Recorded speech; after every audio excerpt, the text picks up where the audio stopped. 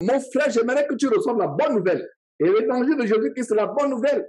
La bonne nouvelle, c'est que même si ça ne va pas dans ton foyer, garde la paix.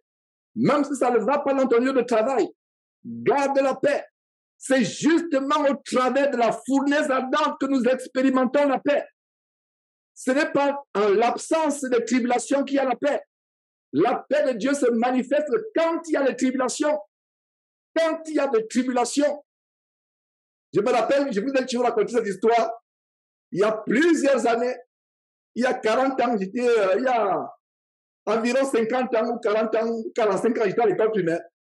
Alors, il y avait un camarade, quand on lui disait, comment vas-tu? Il dit 37. Comment vas-tu? Il dit 37. On lui a demandé, mais qu'est-ce que signifie 37? Et il y a certainement des frères qui sont dans la médecine, médecins infirmiers parmi nous, qui savent ce que c'est 37. 37, ça veut dire que, si je ne me trompe pas, que ton pouls, ton système cardiaque ou ton pouls est correct, 37. Alors, comment ça va, 37? Alors, regardons en arrière. Nous devons avoir notre 37 spirituel biblique. On dit, frère, comment ça va?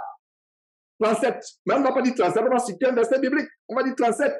Il y a cette merveilleuse femme qui nous donne le standard de 37. Elle n'était pas juive. Elle était païenne, c'est-à-dire non juive de naissance. La femme de la Sunamite, à qui le prophète Élisée avait apporté la bénédiction de Dieu. C'était une femme qui avait une grande considération pour les hommes de Dieu, Élisée ainsi que son serviteur Géasi. Cette femme n'avait pas d'enfant. Elle était affligée certainement parce qu'elle n'avait pas d'enfant. Son mari étant vieux. Alors un jour, qu'est-ce qui s'est passé? Le prophète Élisée passait par là, certaines périodes de l'année, certaines époques de l'année, et il a compris que cette femme avait une affliction dans son cœur. Alors la femme a été bénie. Elle a eu un merveilleux garçon. Et plus tard, plusieurs années plus tard, le garçon est allé vers sa mère, dit, maman, j'ai mal à la tête, j'ai mal à la tête. Alors la maman a posé l'enfant sur ses genoux. Après quelques temps, l'enfant est décédé, mort.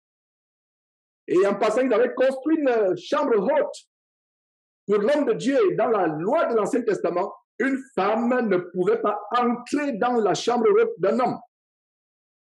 Et elle a posé l'enfant, elle est allée vers son mari. Son mari était un entrepreneur, il avait des plantations et des travailleurs à une longue distance de la maison. Et donc elle est allée vers son mari et elle a dit à son mari, je vais aller vers l'homme de Dieu. Son mari lui a demandé, de quoi s'agit-il? Est-ce que tout va bien?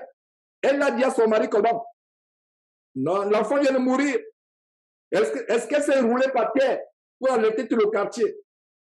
Est-ce qu'elle s'est roulée? Est-ce qu'elle a commencé à pleurer en voyant son mari à distance? Non. Elle a dit à son mari, tout va bien.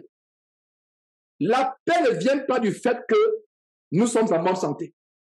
Je vous assure, même au travers de la maladie, on expérimente la paix plus que ceux qui sont en bonne santé. Au travers de la douleur. C'est pour ça que moi, particulièrement, je dis souvent au diable, Satan, tu peux prendre mon corps. Tu peux prendre tout ce que j'ai. Tu peux même me frapper comme tu as frappé Job, mais tu ne toucheras pas mon âme.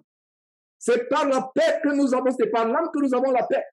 Alors, bien-aimés frères et sœurs, que la paix de Dieu soit dans ta vie. Et la paix de Dieu vient dans ta vie du fait que tu mets confiance, tu mets ta confiance en Dieu, tu mets toute ta confiance à 100%. Si les statisticiens, les mathématiciens pouvaient nous permettre de dire 1000%, je dirais 1000%. Un jour, j'ai dit 1000%. Un frère mathématicien m'a dit, frère, c'est mathématiquement, statistiquement impossible. On ne peut pas dire 1000%. Mais moi, je vais dire 1 milliard %. Je vais dire, je vais utiliser la mathématique du ciel. Je vous assure, ayons la paix, même s'il y a un problème.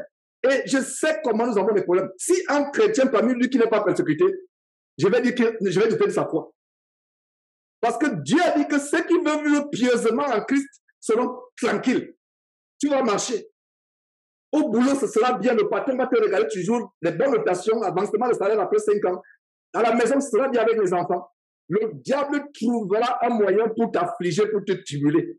Il passera par les enfants. Il passera par ton époux. Même si ton époux est chrétien.